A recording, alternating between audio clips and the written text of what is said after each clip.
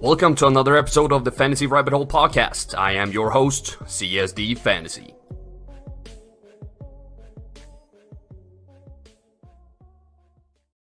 Hello, Fantasy Faithfuls, and welcome to another episode of the Fantasy Rabbit Hole Podcast. My name is CSD Fantasy, and I'm flanked by the one and only Nick Faber and the Coin Master, man of the people. He's a better person than me. Last minute, Matt Williams. How y'all doing?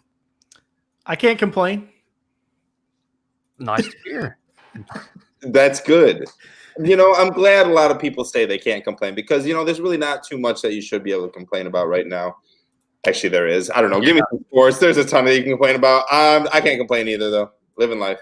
I mean, I think the best you can say right now is like, oh, I can't complain, which means that you're like in the upper of people doing well right now. It's true. Because there's a lot you can complain about, right? I won't complain. I won't complain. There you go. Yeah. I got my friends and I got my water. What else do you need? I mean, yeah, no, what? Red Stripe, Jamaican beer. Jamaican me crazy, man. Jamaican me happy is pretty good too. I like how you've moved your chair slightly, so you moved the rotating helmet in order to mix it up. Just you gotta switch it up every once in a while. I have a thing I need to bring up though, right away off the bat, just quickly here, because we have a question that's come in before the show even started. So this is a question from Travis. It says, question for Nick. Since we're going to talk about sophomore players this year, this episode, how do you feel about the upside of a player like Preston Williams, who we talked about before the show, with Tua Tagovailoa? And speaking of Tua, it's a 2-point question. How do you think the Dolphins would fare in years to come compared to a team like, I don't know, let's say the Lions, who passed on him? Oh, man, trigger right off the bat. Come on, we're hitting triggers. To answer the first part, I do like Preston Williams a lot. I like how much he turned heads last year. Obviously, we saw an injury-riddled season. I do like Preston Williams this year. I don't love him in the fact that I think he's a top 20 wide receiver. Like he could sneak in as a top 24. He could be the 23rd, 24th wide receiver this year, and that wouldn't surprise me. But I am not in love with him. You're taking a flyer on him late, and I absolutely have no problem with that. There's a plethora of guys that I feel you can throw a stab at the last 12, 13, 14, 15th round and be just as good as any other. And I think Preston Williams falls right into that category. In comparison to into the next question, which is how do the Dolphins fare in comparison to the Lions in the future? I think the Dolphins are kind of set a little bit more for 10 years from now, where the Lions are set better for 3 years from now, if that makes any sense. I think Tua can bring the Dolphins glory within 10 years. And I think he can do it somewhat quick with Brian Flores. But if Miami's front office, they can't get everyone right, I'm not going to be surprised that Miami doesn't win a Super Bowl in the next 5 years. Where the Lions, I'll be shocked if they can't win a Super Bowl in the next 5 years. I swear to God, they have to win it in the next 5 years. But I kind of like what Miami's doing. This isn't a shot at Detroit. Just in Miami, I should say I love what I saw to Flores last year. Can't wait to see what he can do with a team that is actually meant to win. And that's I think the biggest thing that no one thinks about is their coach is smart. They have a good coach or behind them. So I like I called earlier this year, I believe in this podcast, the Dolphins will win this division. I think they're going 10-6 this year. And it's going to be an interesting battle between them and the Patriots, who I think will be able to go like 9-7-ish. And I think I want to play a little bit on the other side of, you say, better set up for the next 10 years. I'm going to flip that coin and say they're much better off in the next 5 years because they have a rookie quarterback. Rookie quarterbacks set up the team for future success, not only in the first year, probably not in the first year for most of them, but it's a cheaper contract. You can build your team around that guy, and then after that, you're kind of struggling a little bit. I'm thinking high-powered teams that haven't really been able to win, like the Saints, the Falcons, who've been paying a lot of money, even the Packers, We see that the Seahawks were doing really well with Russell Wilson on a rookie salary, and then they've struggled to get back to similar success. But what you were saying also, like building for the future, look at the Jacksonville Jaguars and look at them a few years ago. They were a quarter away from the Super Bowl or something like that. And a year later, they're blowing everything up. A year after that, they can't do anything. People are just like, please trade me away from here. I need to leave. And Gardner Minshew is the savior. It flips so damn fast in NFL that I don't want my team to plan for 5 years or 7 years. Give me a 2-year plan, 3-year plan. If you can't win the Super Bowl within that limit, half of your team is gone. Half of your team is gone in that time. So I think both are in a 3-year window, maybe 4 or 5 for the Dolphins with a rookie quarterback. And then you never know. You can have a good coach that can bring success over several years. But I wouldn't say that one is better set up for 10 years because we have no idea at that point. Like, look at the Rams and Jared Goff. You know, it's funny you bring up the Jaguars. I'm not sure there's a team other than the Redskins who I think I would have any less confidence in winning a championship anytime soon. I mean, there's probably others. But yeah, those teams, other than those two, I mean, I think every other team I could see winning before those two. Those are terrible. I'd hate to be a fan of one of those teams. Sorry if you're paying attention. Jaguars, probably not. Redskins, maybe. To respond real quick, Carl, like I get you're right. Like, and it's an old way of me thinking, like, man, like a rookie quarterback's going to take some time to get into the NFL, but that's not the case these days. And you're right. Because he was on the rookie contract, Miami has a great window to win it right now. And every NFL team is on a 3-year window, right? Every NFL team is on a 3-year window. I think so. But Tua can be that guy who in 10 years can still be successful, as is Russell Wilson. 10 years ago, if you were like, Russell Wilson will be that guy where in 10 years you'll still have like a good team. That it's true. It still holds true. Russell Wilson holds that team together. I think Tua can be that player. In 10 years, Matt Stafford will probably not be in the league. I mean, he'd be 40, 41, 42. Like the question is Miami better off for the future than the Lions? And I think so. But I think for the immediate future, the 3 years, I think the Lions are in a very good place, as are the Dolphins. I just don't know if the Dolphins are Super Bowl contenders right now. Whereas I think the Lions have had so much adversity. I don't know. I do like to believe the Lions. It's been a lot of adversity, Nick. You don't have to. Not every team is in a 3-year window. I think the Packers are in like a negative 3-year window. I agree with that. I don't know what they're doing, but time travel's involved. It all depends. NFL has a tendency to repeat itself, and if it goes from Favre to Rodgers to Love, then maybe they're not. Maybe they have set themselves up for a 10-year future better than anyone else in the NFC North right now. See, we're just waiting for the Jets to give up on Darnold. Then we're going to ship Love in. They're going to give us Darnold, and then boom. Then you go. That's the move. I'm really confident that it's been a deal with the devil at that point with that team. If you go from the fantastic quarterback to the next fantastic quarterback that people talk about, like they talk about Favre with nostalgia goggles that, how people, the gunslinger, people love that type. And then you get Aaron Rodgers, who people talk about the greatest of all time when he was at his peak. And then you go and make a deal and it works out perfectly. Oh my, that's some Belichick. It would be funny if Love worked out because he's mobile. Then you'd have gunslinger to accuracy to mobile. It'd be like doing it with completely 3 different guys. So that would be weird. But anyway, that's long shot to happen. That's true. That would be they would have 3 great quarterbacks for, we'll say, another 16 years. Right? We'll just say Love is great for 16 years, as was Favre and Rodgers. That's I can't do math right off the top of my head. What do we got, boys? 48, something like that, right? Is that right? Way too many. 48, I'm pretty sure, years of 3 quarterbacks, while the Cowboys and the Lions are sitting here with Quincy Carter, John Kitna, Charlie Batch, Joey Harrington. Oh, the list just goes on and on of dreadful quarterbacks. I mean, luckily Dak's all right, but I would say if we go from Romo to Dak, I can't complain. Like that's not a complaint.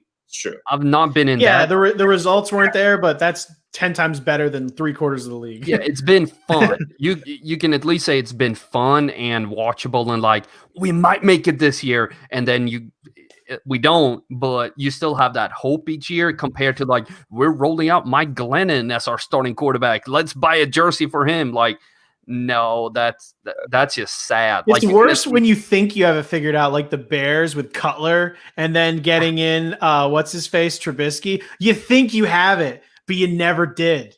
You never did, but you thought you did, and it's so much worse. It's almost better to know you don't and kind of be a part of the rebuilding program in your head, I think. I don't know. As a Lions fan before Stafford, like, what did you kind of would you rather have had false hope like the Bears? Yeah, absolutely. Oh my God, dude, anything was better. Well, although you kind of have it now, but it's because Stafford's hurt. It's a totally different thing. He has the ability to do it, at least. Does he though? I mean, he's been there. He does.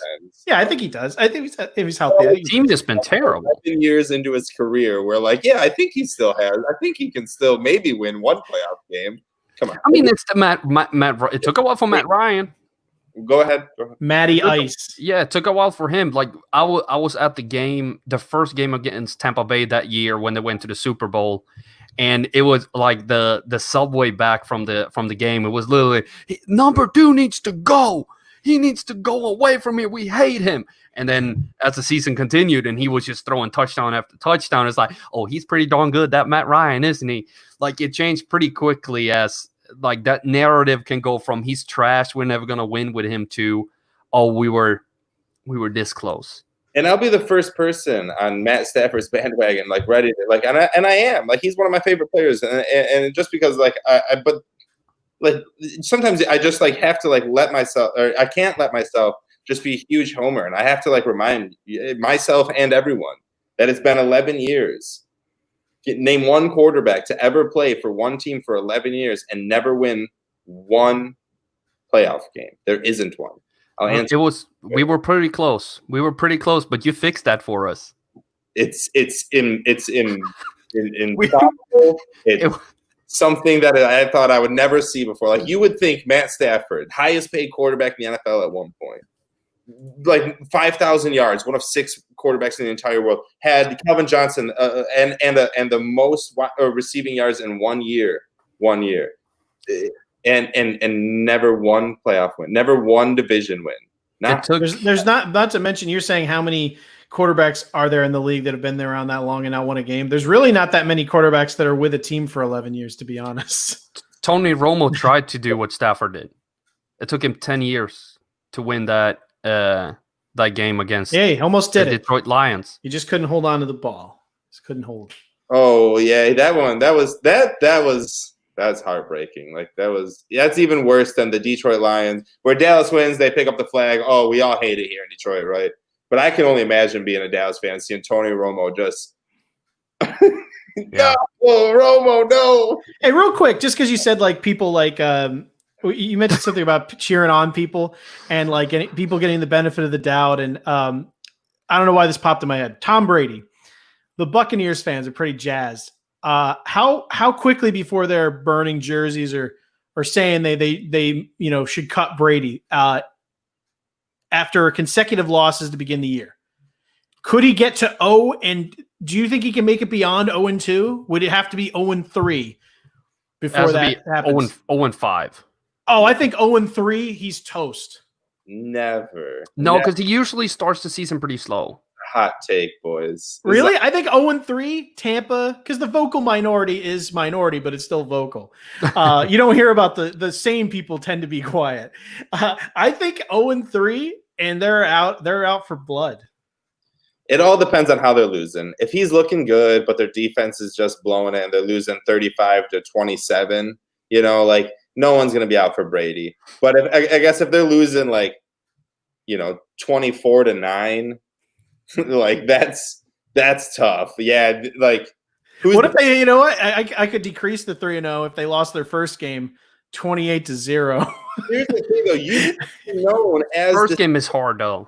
You can't be known as the city that benched Tom Brady for Blaine Gabbert. Well, they're not going to ever do it. I'm just saying what the fans would do. But you can't. How rough?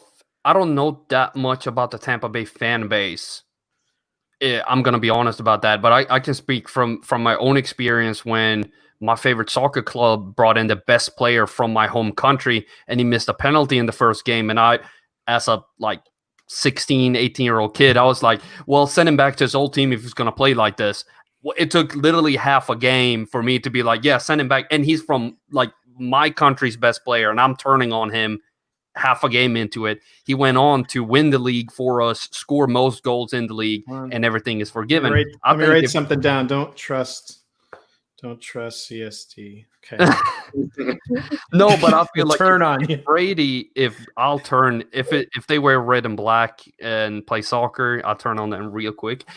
But my point was, I think Tom Brady has some wiggle room in the beginning of the season because they're like, come on, he's going to settle in. It's going to be that relaxed moment that Aaron Rodgers have where it's like, I got this. Just let me get my groove back on. I would understand that in most cases because Aaron Rodgers, though, is Aaron Rodgers, and he'd been with the Packers forever. New face, you're one of the most hated guys in the NFL by everyone pretty much but New England and Tampa Bay. I'm just wondering. I'm just curious. Well, we'll see. We'll see. Watch them go 0-3 and sign Cam Newton. Ooh. And on that note, there was some news with Cam. I didn't bring that in, but let's jump to the news and touch that Cam Newton topic. Did we set a record for most time before the news? I think we just did. All right. Hey. Yeah, I mean that's something to celebrate. It is. We did it. I'm pretty sure I was here. I'm pretty sure we set another record. It took only 15 minutes for Carl to bring up soccer. So, two good jobs right here. Thank you. I'll do what I can. It's either soccer or hockey is gonna make its way in. And now to the news. The news. I think you were a little early there, Matt. Oh, but with the drop. But the reason I wanted to jump to the news that quickly was because you brought up Cam Newton, and the Panthers did something on Twitter today, which brought a lot of hate towards the organization. And they posted and asked fans who their greatest player in franchise history was. And you could vote for 3 players. It was Julius Peppers, it was Luke Kuechly, and Steve Smith Sr. And Cam was not mentioned. And neither was Christian McCaffrey the actual best player in their history. Cam Super Bowl. I mean, I think it's a little disrespectful. It's a little disrespectful to not even mention him. I don't think it is. If you only had 3. But what they chose 3. There's 4 options in Twitter. Yeah. True, there is 4. Oh, yeah, there is. And 4. It was just a picture they posted. And quite obviously, let's leave Cam out of this because we just traded him. Let's focus on these other ones. There's a white spot. Well, here's the thing. Here's my thing, though. They did just trade Cam, right? So if you're a Panthers fan and you're really being down the middle, isn't he 4th or 5th anyway? So does it matter? He's not in the top 3. I think they nailed the top 3 because Christian McCaffrey's only been there a short amount of time, and they did just trade Cam. But I think Cam, regardless, is 4th. Steve was kind of the guy there, for a long time. And obviously Peppers and Luke were, kind of pretty much it should be between those 2, in my opinion. Really? I think Cam is such a transformative player, the way he played the game, that he should have been in the discussion, make it a top 5 and at least have him on the ballot. He was fantastic that season when they went to the Super Bowl. I know. I don't have an issue. I mean, I get why they're complaining, but I get why they didn't do it too. Almost like a cultural icon that year. Again, bring up soccer. People in freaking Europe started dabbing. That was he made that famous. It wasn't anybody else, but everyone was just dabbing everywhere. I don't know. I mean, who would you guys vote for? I think that it's fine leaving him off, considering the circumstances in which things are currently sitting. If Yeah, no, I think I would have had Steve Smith as my choice either way. But I think Steve, because of how long he was there and everything, he's the obvious offensive guy, and the two defensive guys are obviously split between those two. So I think it's fine. Nick seems oddly quiet. I just letting you guys, get it out. Steve Smith is the obvious answer. He's the most Carolina Panther that I've ever heard of. He represented Carolina, and just even the disgrace game in Baltimore against Carolina is still a great Carolina moment, in my opinion. Luke Kuechly is the man. It's just too new. It's too fresh. It's the same thing with Cam Newton. It's just too fresh right now. I like, if we're gonna put Cam Newton in there, why aren't we putting Jake Delhomme in there? He was 18 seconds away from winning a Super Bowl with Carolina. I feel like Thomas Davis, the linebacker for that Carolina Panthers team, was more of like a charge, like a known name until Cam Newton came along, I guess. I'm just saying, like, where's the respect for the 2005 Carolina Panthers team? There's no one other. Steve Smith. Honestly, I mean, the Luke thing, like you said, is fresh. It's just fresh. I would have been fine with it being just Peppers and Smith, to be honest. That would have been fine. Cut it to 2. They probably would have, if you left off Kuechly, I mean, whatever. They would have had another PR nightmare. Don't put up polls, teams. If Peppers wouldn't have been successful 4 more years after his Carolina career before he went back to Carolina and was still successful a second time, I feel like it would have been more Julius Peppers, because he was also Carolina, but he left and was successful. And you're kind of like, oh, I forgot he played for Carolina in the beginning of his career because he did good with Chicago. Then he did good with Green Bay. And then he went back to Carolina and you're like, oh my God, that's the second time you played with them? Kids like 18 and younger don't even know that he ever played for Carolina before, Steve Smith, they're just like, oh, that's Carolina Panthers right there. Same thing. Who was their original quarterback? Was it the guy who came out of Penn State? Who the heck was that? Blank. Troy. Can't think of it. He was with Kajana Carter was there. It's a quick tip: don't put up alternatives for your poll. Yes, I think that's the key. Kerry Collins. He was drafted by him. Then he went to the Giants and went to the Super Bowl with Amani Toomer, Tiki Barber. But speaking of Barber, that brings me to Marion Barber, and Ezekiel Elliott has corona. Yes, that's a great transition. Thank you. Does Zeke's corona impact how you rank him going into the season, Nick? And how much, if that's the case? Not really, no. I still have him 4.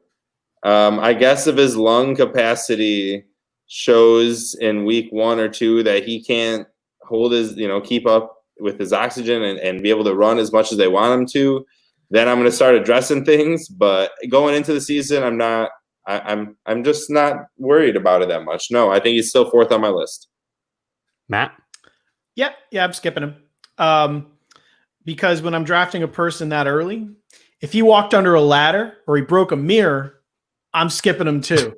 I'm really splitting hairs at the top. If I can find a real reason to doubt you, I'll skip you. It's not a big deal. I'm not skipping him over him to go to some loser. I'm skipping over him to go to some other quality option. So yes, I will skip him. I don't know what this will affect him. I don't know if it'll affect him, how it'll affect him. I'm not going to pretend to know. I will skip him. I don't think that's the core issue though, right? That we don't know.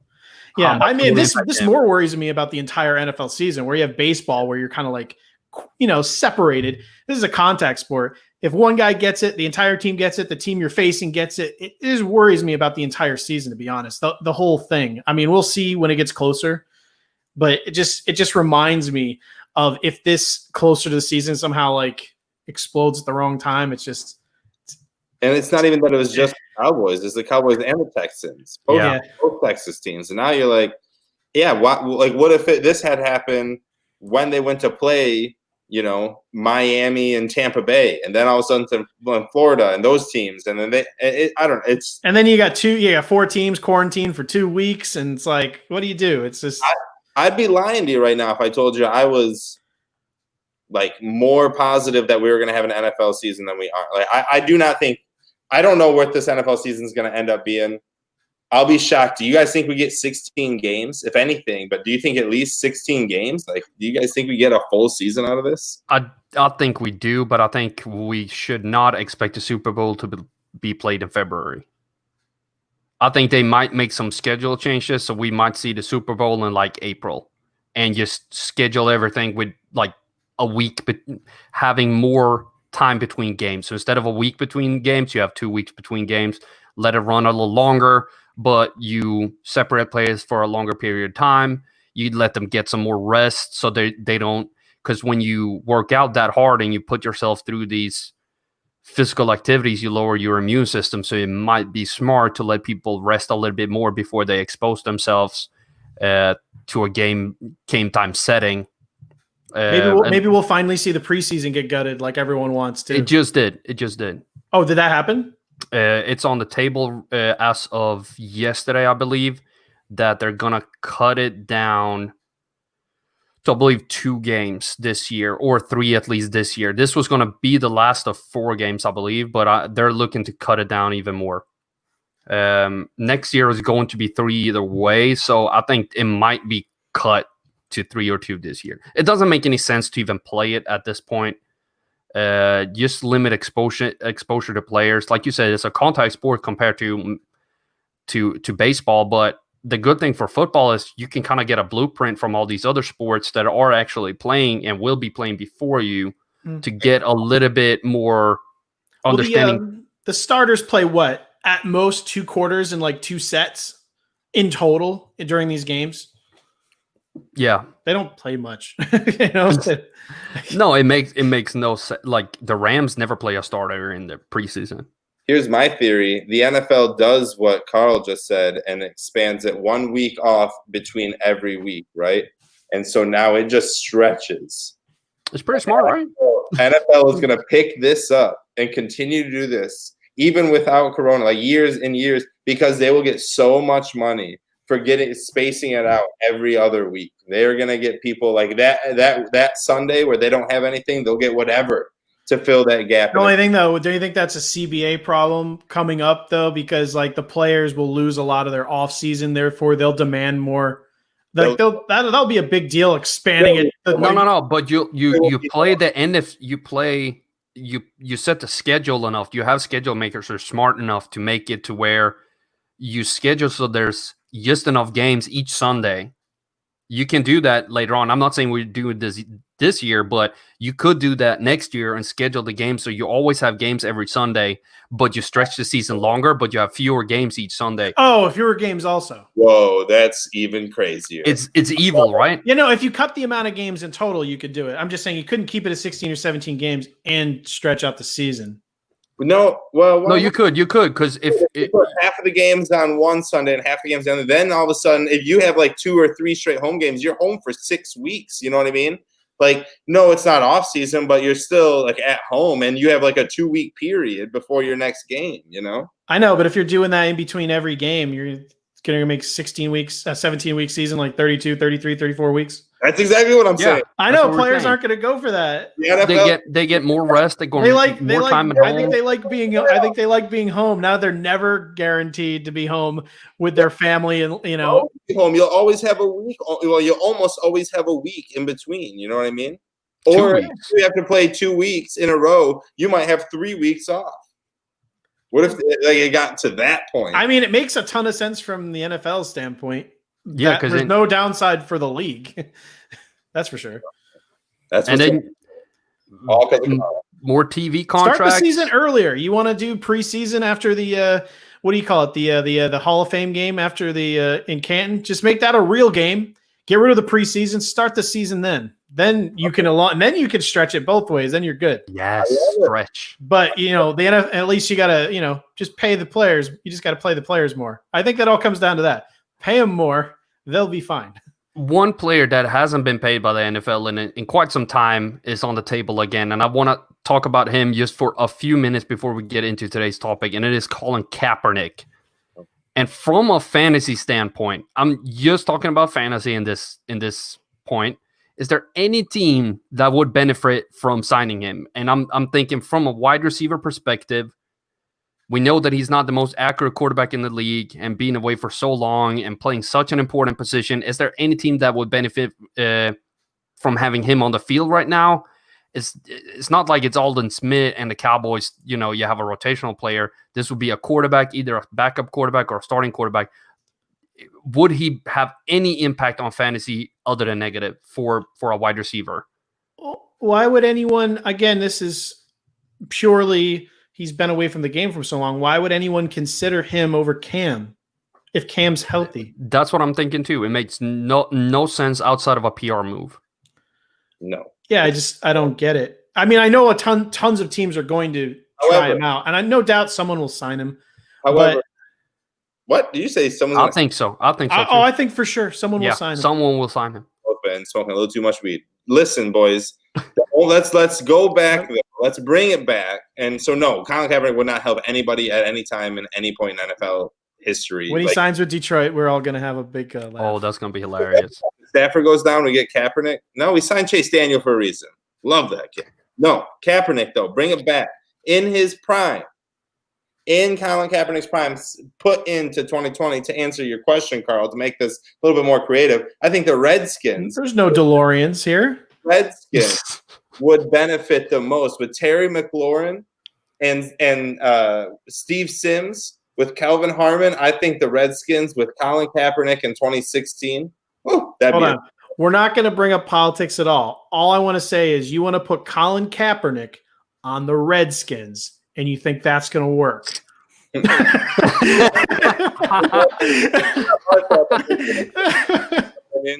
The Washington football team, as I've heard. I think the Twitter would explode.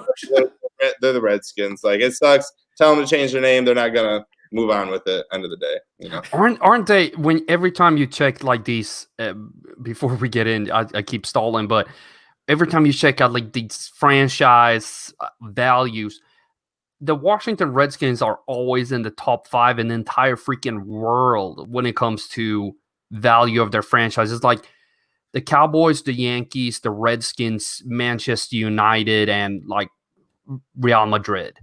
Like, how is the Redskins? They haven't won anything in. I mean, I know the Cowboys haven't done it either, but when was the last time? Great great ownership. If you want to, when it comes to winning football games. If you want me to give you a real answer to where I think that he would go, where it would make sense, if I had to force it, it would actually be back to San Francisco, where they have They have a bad quarterback, but they have a history with Kaepernick where they theoretically could use him in some capacity. I'm saying like they could actually use him in a Taysom Hill type opportunity because we know the guy has some wheels. I don't know, I mean, he obviously can still bomb the ball in theory, according to I could maybe see that.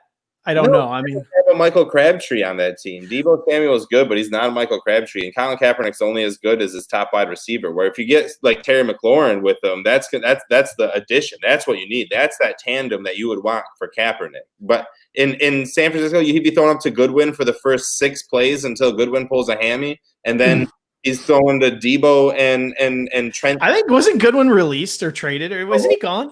Oh, is he? I don't know. I thought he was gone. Anyway, I don't think there's no good fit because he's been out of the league for so long. But I mean, I think from a narrative standpoint, that makes sense. From a real standpoint, where I think that he'd have that, let's just say he has something left in the tank, his absolute best spot to try and win a job for a team that would bother taking on the PR risk, I think, is Vegas. Because they're already in Vegas. There's going to be tons of weird shit happening there anyway. They're the Raiders. They're used to it. Right. Derek Carr, if you were going to try to light something under his ass, you got Mariota, who, I mean, we'll see what happens there. Another mobile guy who can really bomb the ball. I could see that too. Bring in him as the third guy. I could see that. No way is Kaepernick ever going to play in the NFL again. I'll bet $100 right now. 500. Two against one. I'm not betting $100, but I'll do a regular just bet. Colin Kaepernick. $1 million. His best spot is right where he's at, and he will be talked about for another decade. It will be 15 years. We will be on this show 10 years from now, and we will say, "Man, who do you think would really benefit if Colin Kaepernick, he's only been out of the league for 14 years, but I think this is the year. I bet you someone's gonna get him. Like, no, come on, no, Colin Kaepernick. Oh, he's getting signed. Yes, he's getting signed. He was out of the league for 2 years, and it was a rarity that he came back. That is like 1 in a million. Don't think of a team as signing a quarterback. Think of them as signing Tim Tebow. Yeah, that's what this is. He's not gonna take a single meaningful snap throughout the season. That's not what this is about. Colin Kaepernick gets signed. There's no way. Never mind. Like, there is no way Kaepernick ever gets signed. No way. 100%. Did you think Tebow would ever get signed in baseball? This is a dumb topic. There is no way he's ever going to sign. I don't know why we're talking about Colin Kaepernick 4 years after he freaking left. I'm going to send you a marketing book after this. We have a cool topic to talk about today or something? We do, but this gets the people going. Does not get anyone. Everyone has left the show because we're talking about Colin Kaepernick. Travis left the show, and it's all your fault, Nick. Guaranteed. No, it's because we decided to talk about Colin Kaepernick in a fantasy football show. He has no fantasy relevance. Travis, do apologize though for bringing up the two. For real though, if Kaepernick got signed, there'd be so many people in dynasty leagues pick him up immediately. You know that's the truth. Mm-hmm. But these people you probably want to have on your dynasty team in the weekly topic.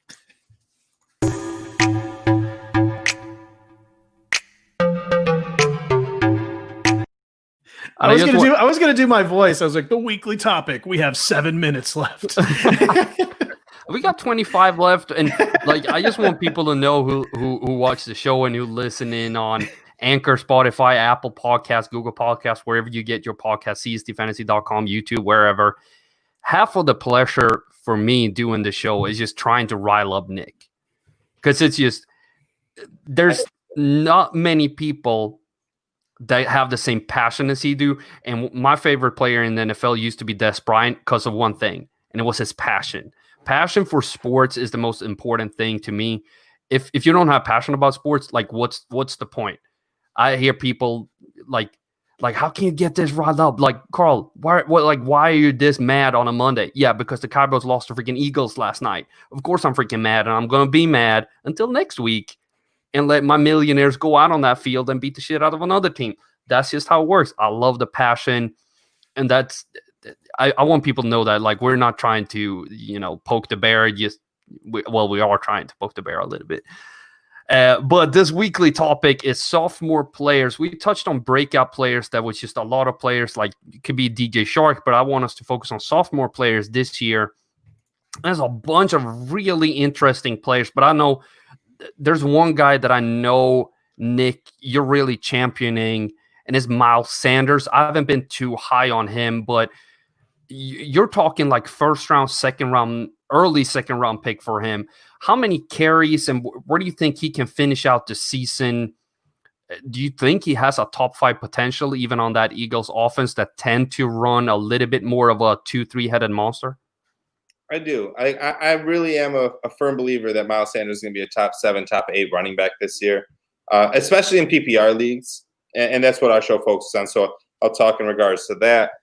In a PPR league, we saw last year how viable he was in the passing game. And it wasn't until we had a lot of injuries in Philadelphia did he really start to see his receptions go up. And I understand that. We're going to start to see players come back. But all of a sudden, Alshon Jeffrey has no timetable to come back. Now you have Jalen Reagor starting off the season as a possible day one starter with J-Jaw. And here comes the fam, you know what I mean? So they're going to help me out with this whole segment here. But I do like Miles Sanders in the point that there isn't still a lot to throw at in Philadelphia. D-Jax is one sprint away from a hamstring pulled. Carson Wentz is showed that he can play 16 games. I am worried about injury with Carson Wentz, but I'm not that worried about it. They still have a good offensive line, great coach. I think all of this gets set up. And the biggest thing for Miles Sanders is that there isn't anyone behind him. I'm not worried about Byron Scott. Like, it didn't. Who else? His name is Boston Scott, so you're really not worried about him at all. At all. Oh, Byron Boston. I would like to mention that they have a good offensive line. They did lose Brandon Brooks, Pro Bowl right guard for the year with a torn Achilles, I believe. So that is. I was with you on Sanders, taking him at the 1-2 turn. I don't know. I haven't really evaluated how much this would change his value, in my opinion, but It's not a good thing. It's not great. It's not what you want, but I mean, injuries are going to happen to the offensive line. You're right. That might be a big factor. I mean, that's a Pro Bowl guard right there losing it. But you said the right guard, right? Yeah. What? I'm actually gonna get on Nick's side here and said that's probably the best place for him to lose offensive line player because he runs only 7% of his runs. No, my bad. It's 16% of his runs go close to the right guard. That's the least like I don't know how to explain this. That's the offensive line player that he runs the fewest times close to. He runs way more to the left side of the field, and if he runs to the right, he tends to swoop it and bounce it outside. The guard is crazy on a few times he runs either inside or outside the right guard. I only say I haven't looked into it because sometimes if you get an injury, especially to a Pro Bowl guy, they shift around people out of position to fill it. So I just want to see how that affects it. And it may not change a ton, but I don't know how they're going to shift things around. So I haven't even looked into it. They also lost backup right tackle or / starting right tackle Big V to the Detroit Lions, who had ended up signing $50 million for 5 years or $60 million for 5 years. So that's 2 offensive line. You know, and Big B, like he isn't like sought at, like the Lions overpaid for him, but still, that's a Super Bowl, offensive lineman right there that you lost right there. So, offensive line is. I still feel that Philadelphia will have an offensive line that will be above average and enough to where Miles Sanders, maybe the carries won't be extreme. You won't see him get the Zeke touches. You won't see him be a bell cow in rushing, but you'll see him get a lot of passing opportunities along with his fair share of rushing opportunities, thus creating almost like a Le'Veon Bell-esque, but to a lesser degree, a tier 2 Le'Veon Bell is what in redraft, in PPR, would you rather have Miles Sanders or Kenyon Drake? Miles Sanders. How about you? Torn. I really don't want either of them. Yeah. Well, right now they have Drake. Fantasy football calculator has Drake going off as the 8th running back. Sanders is the 11th. So I would also rather have Sanders. So I was just curious. I'll say at those, if I have to pay 8 for Drake and 11 for Sanders, and somebody holds a gun to my head, who do I pick? I definitely want Sanders at 11 over Drake at 8. Much rather. The big thing for me is everyone's in love with Kenyon Drake, and everyone is in love with him. And I get it to a point where Chase Edmonds was very successful before he got injured, and Kenyon Drake stepped up and did his thing. And it was a hot hand, and they rode the hot hand. But the NFL is your hot hand. And if Kenyon Drake comes out and doesn't have a hot hand, it could be Chase Edmonds in the blink of an eye. And all of a sudden, your 7th pick, your 8th pick on Kenyon Drake is now hoping that Chase Edmonds gets injured. And they're going to probably play a battle. I'm not saying that I'm just saying it could be more Chase Edmonds getting those big touchdown ceiling games and Kenyon Drake getting more of the 50, 60 yards, no touchdowns, and a touchdown, peppered in every 3 or 4 weeks. I could see the switch happen to where it be Chase Edmonds. They loved him with David Johnson there. They loved him with Kenyon Drake there. They love him. They like him a lot. And so I don't know. It's something to think about. And I'm gonna say something good about Chase Edmonds too, because I do like him. I think his rushing patterns and how they call plays for Drake and DJ. In general, it's weird in that Arizona, even though they've changed coaching staff, it's still just here, take the ball, run it straight up the middle with Drake and DJ. Drake had 45% of his carries go in the A-gap to either side of the center last year. Edmonds had 20%, and David Johnson had an incredible amount of carries with 50% up the A-gap. Only Leonard Fournette and David Johnson have had more carries in the A-gap over the last 3 years. Those 2 players are far ahead of everybody. But Kenyon Drake is sneaking up there with the move to Arizona, and I don't know what it is with that team because you change coach, but you still keep hammering the ball into the same wall of we're going to run it up the middle unless it's Chase Edmonds who, here, bounce it to the outside, do something more interesting with it. Yeah, the four players going after him at running back only. Josh Jacobs, I'd rather have than Drake. Nick Chubb, rather have than Drake. Miles Sanders, rather have than Drake. Austin Eckler, rather have than Drake. And Drake's got that high ceiling, though. He's on that greatest show on turf possibility, Arizona Cardinals. And I do understand that point. But the thing is, it's almost comparable And Drake is a better running back than the guy I'm about to compare him to. But just the way I mentioned earlier, NFL loves to repeat itself. It's very similar to the Damian Williams-esque. It's almost similar to you got that really hot hand at the late end of the year, and then you got overdrafted, Damian Williams last year, early first round, late first round, early second round, and you didn't do anything. You just injury. And this is and Kenyon Drake is now getting his opportunity, but it has been X amount of years. Not a bad Miami team, but are we just fully expecting Kenyon Drake to step in at 26 years old or whatever it may be and just be prime 1,800? I would be happy to do it if I was getting the Damian Williams discount, because last year, what was he going at the 2-3 turn? By September for sure, but come this time, come June, July, Damian Williams. He was a first rounder. They had LaShawn McCoy last year. I don't think in redraft he was a first rounder. For sure. Early on throughout the offseason. You know what I mean? Like summer offseason. But before we go too much into Damian Williams, you were talking about the gray show on turf. And focusing a little bit more on the Arizona Cardinals, like Andy Isabella, is he somebody as a sophomore that we could look at? We always talk about wide receivers in the second year.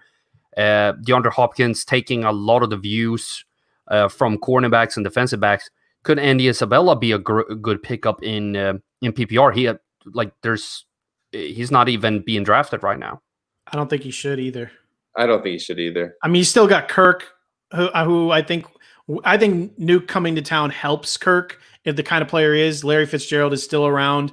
He would very much like to win something with his team. It's not going to happen. Sorry, Larry, but they have a lot.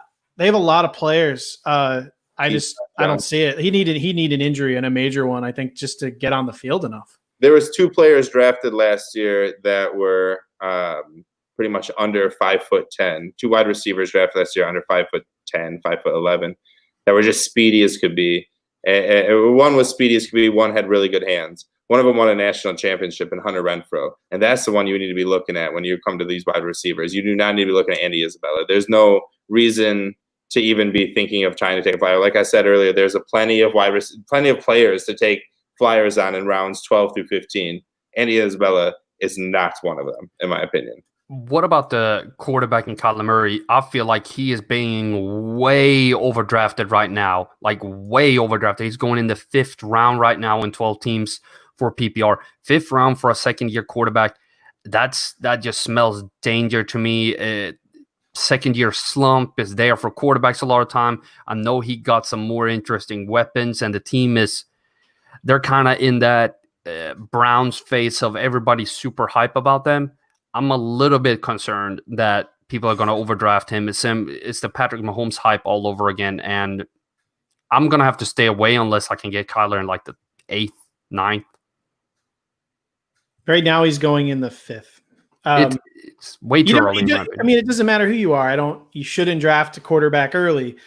Anyone who drafts Lamar is probably going to be disappointed too. I mean, it could probably work out. We saw what he did. Mahomes is probably a good bet, but they're going in the 2nd round. The problem is, you're passing on talent. You need much more. It's not a matter of you having a better quarterback. They'll probably end up being much better than the other quarterbacks.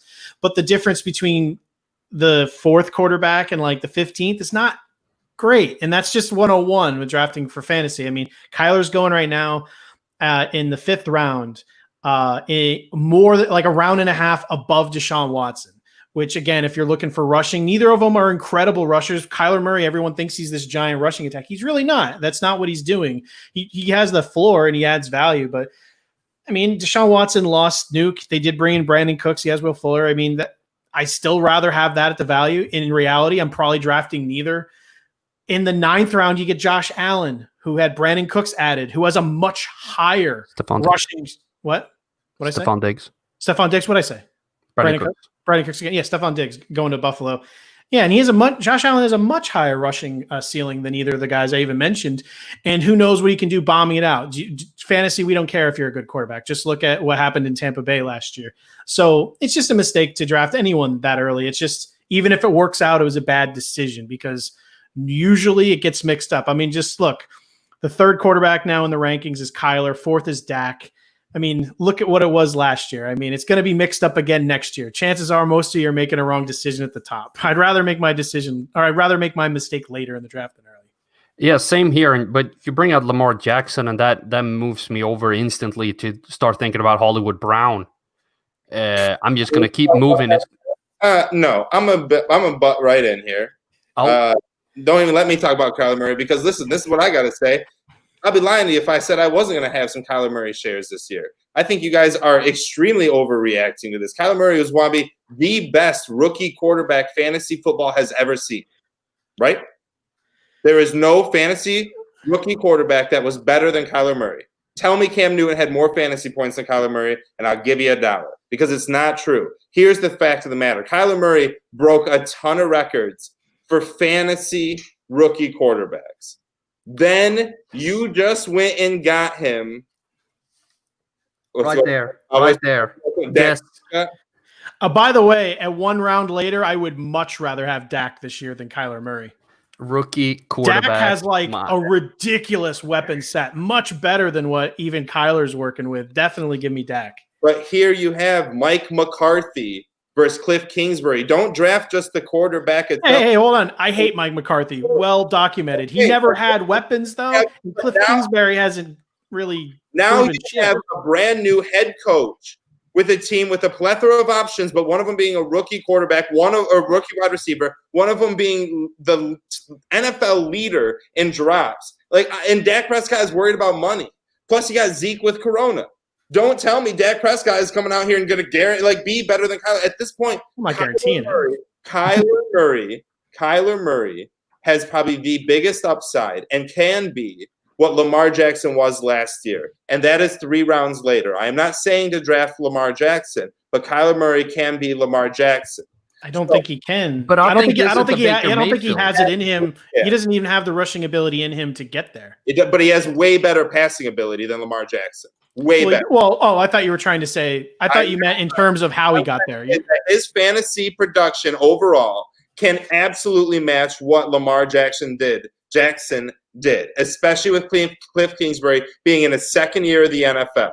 I think all this has great positive vibes, very similar to what Sean McVay and what people would have sat here and been like, Jared Goff, a top fantasy quarterback? No way. It's the same thing. You cannot look at what has been happening. You need to look in the future. And Arizona has a prime setup for success, especially with the defense isn't that good, that might be able to allow Kyler Murray to be in more games where he has to come back in the fourth quarter with his legs, allowing more rushing ability. Hold on, Matt. Hold on.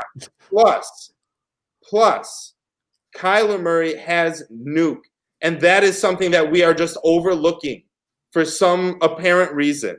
He is so much better than Amari Cooper, Michael Gallup. There's few that can be arguably represented as Nuke. And now you add him with Christian Kirk, who is now in his second year with Kyler. I think all this has a great making for a quarterback in the 5th round that can do you what Lamar Jackson did. And tell me, how many people last year would say, I wish I didn't draft Lamar Jackson? None of them. But how many people said, I wish I didn't draft Baker Mayfield? Sure, but Baker Mayfield's not comparable. It is comparable. He was only 40 points behind Kyler in his rookie year, and he played 2 games less. Yeah. And then he came in, and he had OBJ, he had Jarvis Landry, he had Njoku. Rushing ability. I'm not going to put Baker up there thinking that Baker's the next Peyton Manning. You knew that was just all going to hell because you had a new coach. There's a ton of different things. I'm not just going to compare the quarterback to quarterback because sit there and you make them throw and hit a can 30 yards away, they'll both probably be able to do it. But when you got different coaches and different schemes, it's a whole different kind of aspect. You go from Hugh Jackson to Freddie Kitchens, it's different than having Cliff Kingsbury to Cliff Kingsbury.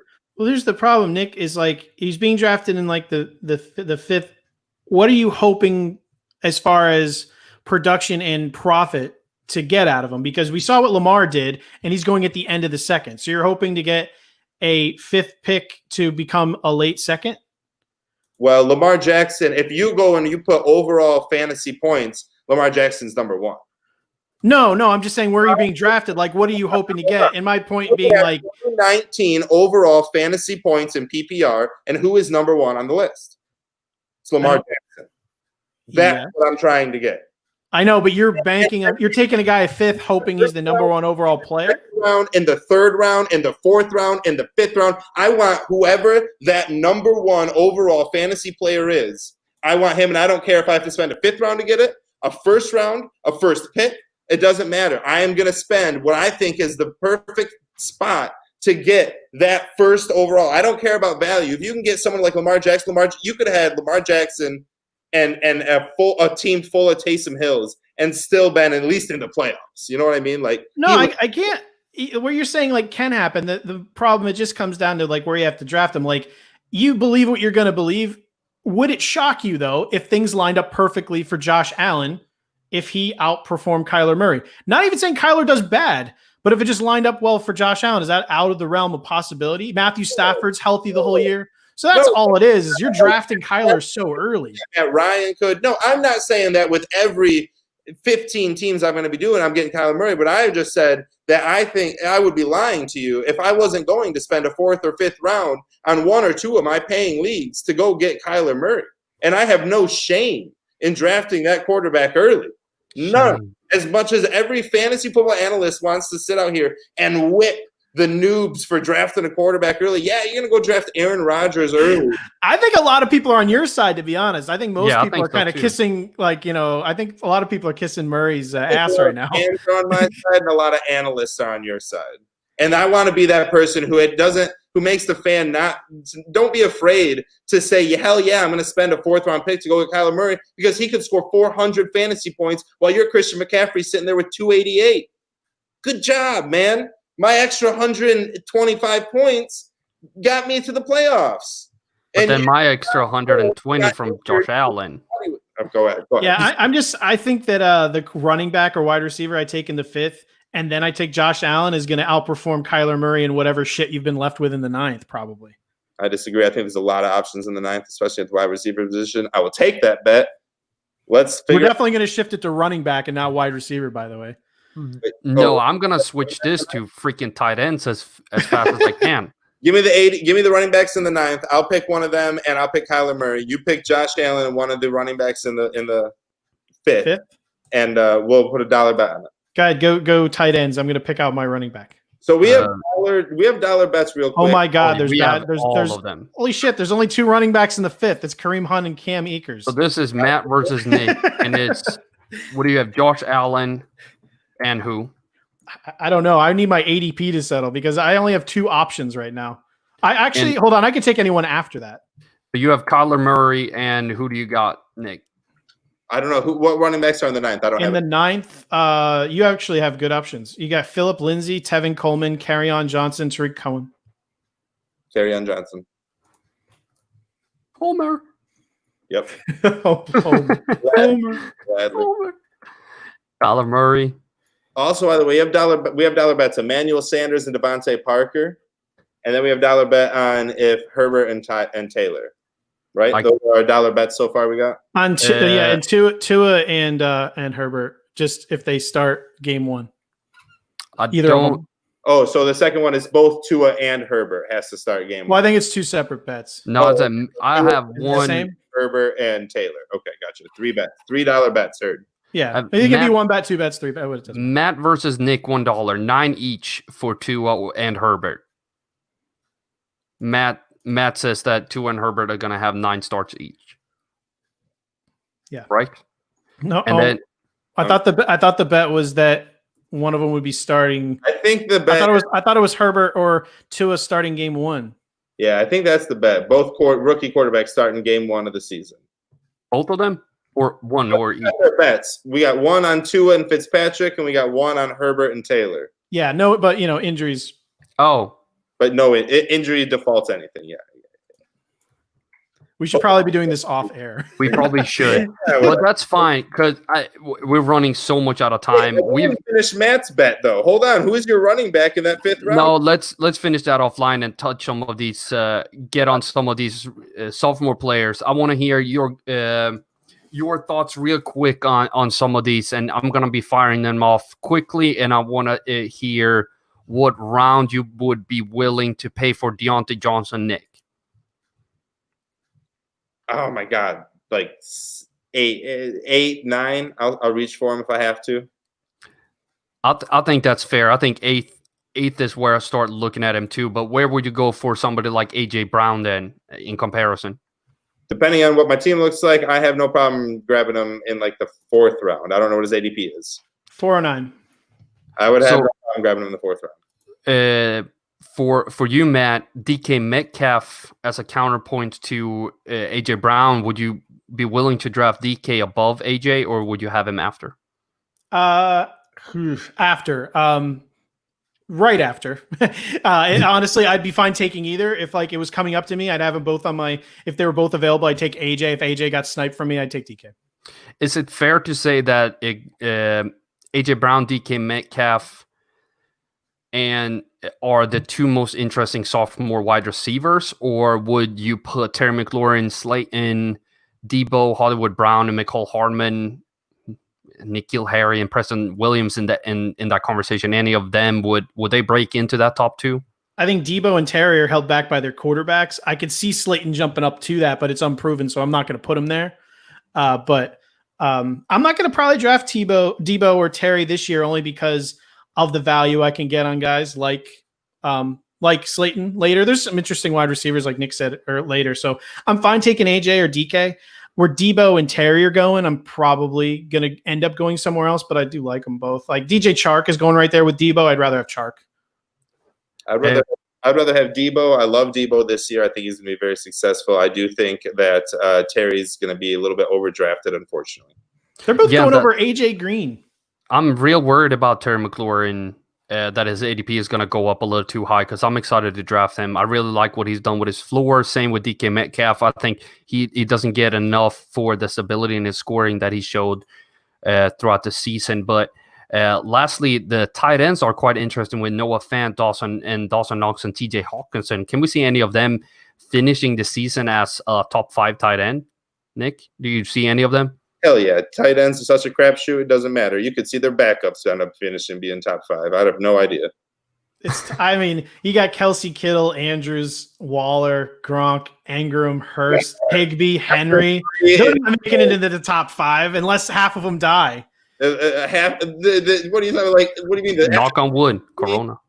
Waller could be nothing. Higbee could be nothing. Waller legit could be nothing. What was up with that effort after he signed the contract? He went. Gronk disappeared. You could tight ends after 3 is literally like closing. Could they? Yes. If I would not going to put money on it. There's a lot of tight ends. I might draft some of them. This is a good reason to not draft a tight end early. Yeah. But there's a lot of tight ends. I disagree. Get Mark Andrews early, and then get Kyler Murray. I do like Mark Andrews. That's a good call. Would you have the balls to make a statement and draft him above Kelsey or Kittle? Yeah, absolutely. Because I think he legit is gonna. I think he's tight end 1. I do. I think he finally overtook. Hold on, which upset you more, both of them or just the Kelsey one? Both. This is both. Yeah. I for some reason I feel like I think with Clyde Solaire and Damian and Tyreek and I think McCole takes a giant jump. I think there might just be spread it enough. Or I'm not saying Kittle's going down. He's still awesome. But I think Andrews has a shot here with his main competition gone. Because remember, Andrews did a lot of that, not being on the field necessarily a whole lot. Hurst had a shitload of snaps that he no longer – or who am I talking about? Hayden. Yeah. He had a ton of snaps that he took away from him. Yeah. My problem with Mark Andrews is the games where he's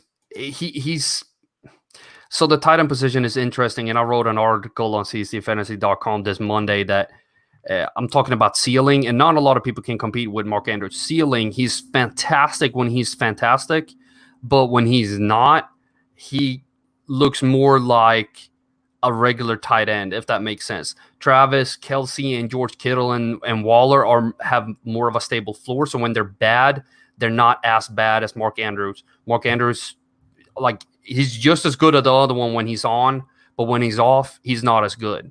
He was extremely high risk. You needed that big DR touchdown, and he got it for you damn near every week, and it was outstanding. But if you take those away, he's just a very run-of-the-mill tight end. Yeah, and that's an issue for me to draft him that early. I want a little bit more stability in an early tight end, but he's definitely somebody. If he falls, I'm gonna snag him up. But I'd rather go Kittle or Kelsey, even Zach Ertz, because he has so little competition for targets. In a PPR situation, he's just gonna get hammered with targets once again. Like Ertz. I think he's gonna get 130. Dallas Goddard season. You are crazy. Ertz. It's actually Mike Gesicki season. I like Goddard. I like Goddard too. Have you seen the numbers on the tight end coach they have now? Or what is it, the offensive coordinator or whatever? I'm sorry, the offensive coordinator in Miami. The only time a tight end was better than tight end 35 was Tony Gonzalez, and he was number 1 year. That really, and that's the year. That's what we're shooting for. It scares me. I'm not gonna lie. But if Tua's out there, I could see just like doing pretty good. I don't know. We're running way past. Yeah, we're running way over time, but I would like to say thank you to both of you for joining me here today. As always, thank you to everybody who joined in the chat. I know we haven't been taking that many questions, but we'll get back on that next week when we're back at 8:30 Eastern time. As always, check us out on csdfantasy.com or Spotify, Apple Podcasts, Google Podcasts, or Anchor for more ways to listen. We're everywhere where you can find podcasts. Signing off for the Fantasy Rabbit Hole is Matt Williams, Nick Faber, and CSD Fantasy. Till next time.